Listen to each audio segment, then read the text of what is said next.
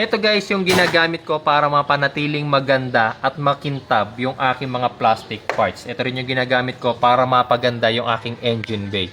Sparkle 1 from Aeropack. Ilalagay ko na lang yung product link sa video description tsaka sa pin comments. Tapos ito yung kanyang kayang gawin. Nakikita nyo sobrang puti na ng aking stepboard. Spray lang mga bossing.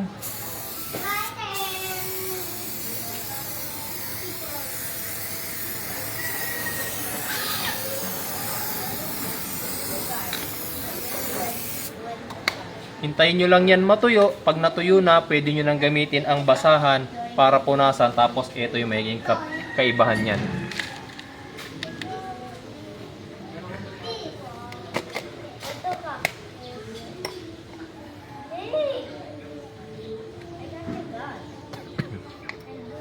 Tuyo na ako eh.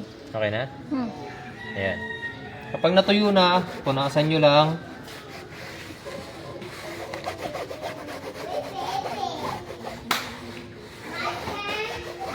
Ngayon, no, tingnan nyo naman yung kaibahan niya ngayon. Ang kagandahan sa kanya, hindi siya kagaya ng ibang chemicals na pag hinawakan yung ganun, parang oily. Ito talagang tuyo. Ayan, no, tuyo siya. Hindi siya oily, hindi siya parang malangis.